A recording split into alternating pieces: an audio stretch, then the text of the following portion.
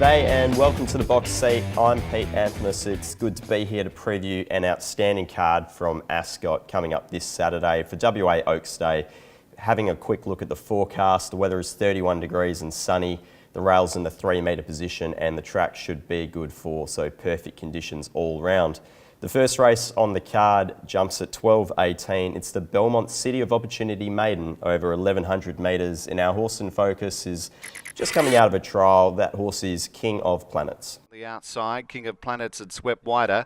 They were followed by deeper on the track, Rebo, and a couple off. Belenko was last, 250 to run. Second best, the leader.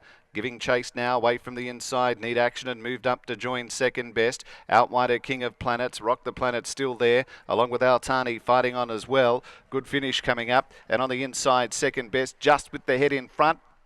This maiden looks a particularly tricky way to start off the card, and I'm opting for a horse that will probably jump at each way value in King of Planets.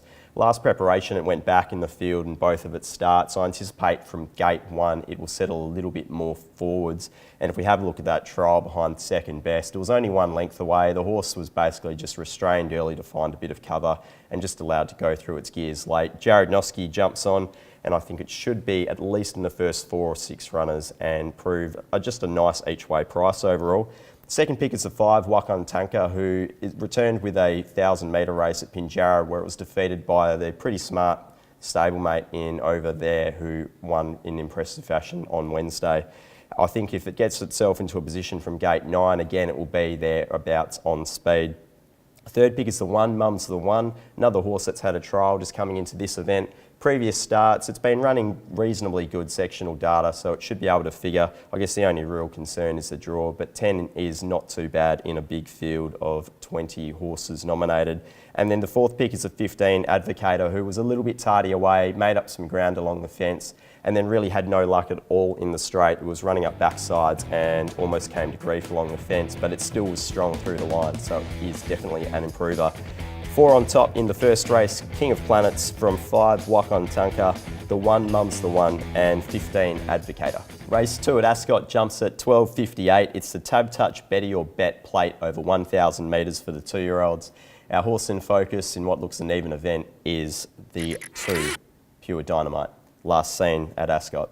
Searching for the run. Down the outside is Pure Dynamite. At the 200 though, Divide the Sea grabbed the lead. Pure Dynamite looming as the danger. It's Divide the Sea nearing the 100 from him. Pure Dynamite. Warfish is battling away, but Divide the Sea, the newcomer, much too good. Divide the Sea beats Pure Dynamite. Good go third. I think Pure Dynamite gets Jason Brown jumping on board for the first time. If we just take a cursory glance at its form guide, you see races where it's been placing behind Divide the Sea and Prim and Proper, which looks the right form going into this event. It maps in a good spot, should be able to get the drop on a few of these runners, and there's quite a few first starters, so you imagine a few of those might be a little bit green first time at the races. My second pick is one of the first starters in Kalakaua. It just has trialled in impressive fashion. The first one was a 400 metre trial, the second one was over the longer distance, but in both of those trials, when asked for a response, the horse picked up a few lengths, and that's just something very nice to see in a juvenile runner. Third pick's the 3, Warfish, who wasn't suited at all last start. He was sitting in the breeze in what was a strong tempo race, and Divide the Sea managed to collar him up. I think it can improve, although it does have a wide gate once again.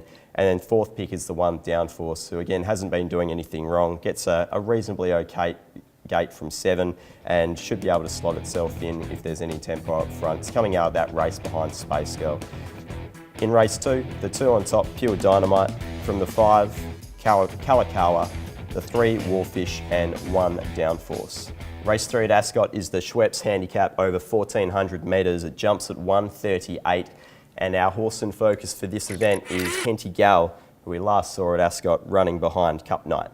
Traffic, and towards the tail is Henty Gell. Into the home straight, Minica hit the front from Cup Night, who joined it. Cahelan behind them, winding up. Zatorio is next. It's Cup Night when they go past the 150. It's a length and a half. Over on the inside, Cahelan running on down the outside. Henty Gell, but Cup Night doing much too better than them. And Cup Night goes on to... Henty Gal meets Cup Night once again in this affair, but I think Henty Gal might be better suited. There doesn't look like there's a whole heap of speed up front, and we saw this galloper last start, just restrained a little bit early and then ran the 4th fastest last 200 and the 6th fastest last 400 on the card. The horse is obviously feeling really well. Chris Parnham's hit good form. The wide gate seems to be suitable. It should be doing its best work late. Second pick is the 2 Cup Night, who just seems to be able to pick up a few of these sort of races where there isn't too much speed in the event. Last start we saw it settle a little bit further forwards and could use its turn of foot late. I'm expecting it will be a short enough favourite. Third pick is the 6 Classic Pro, who's been crying out for a gate, finally gets it, should be able to get into a better spot than where it has been. It's been getting quite far back in its races and as well be able to use its turn of foot. And then fourth pick is the 10 Lookout, who last start we saw it was just restrained back through the field. The last 200 suggests that this horse will gather up the 1400 metres with not too much trouble at all, and it is a likely improver. 7 on top for race 3, Henty Gal from 2 Cup Night, the 6 Classic Pro and 10 Lookout. Race 4 at Ascot jumps at 2:14. It's the Amelia Park Handicap over 1800 metres. And our horse in focus, you'll see it flashing down the outside. It's Rebel Knight running third behind Yeah Bravo. Spiritual Warrior and further back Rebel Knight. It's Skin and Tens who leads them down by the 200 over Express Flirt. Yeah, Bravo's under the whip behind them, still running on. And further back is Rebel Knight. They come to the 100 Express Flirt, ranged up to Skin and Tens. Rebel Knight, Yeah Bravo bursting through. It's Yeah Bravo though bursting through on the inside, grabs the lead. Yeah. Rebel Knight's returned with 3 very impressive performances this preparation. He seems to be going to a new level with every start and looks suited by the gate. He has gate 7. Chris Parnham jumps on board for this race. There looks to be a fair amount of speed, so he should be able to slot in the first 6 or 7 runners, you would think, and be able to use its turn of foot late. Last start, it just was cost a little bit of position early on in the race and had to race wide on the turn, so I'm happy to forgive that run. Second pick is the 7 Buctorio, who is a horse that just profiles well for a hard speed race, and that looks like it will get it in spades. If Sean O'Donnell can put the horse into the race at some stage, it should be able to use a good turn of foot off a solid tempo. Third pick is the 1 Decoy Noxious, another horse that does appreciate a bit of tempo in the race. It will probably be back in the field somewhere, but if it can return with figures like it did first up, it will be right there at the end. And then the 4th pick is the 8. That galloper is Laufey, who we last saw racing down at Mount Barker. It was quite an aggressive ride on that day, put into the race a little bit earlier. Suspect they might try similar tactics here from the gate 5, and Dan Stake on board knows the horse well. It's a good race. 10 on top for me, Rebel Knight from 7 Buctorio, 1 Decoy Noxious and the 8 Laufey.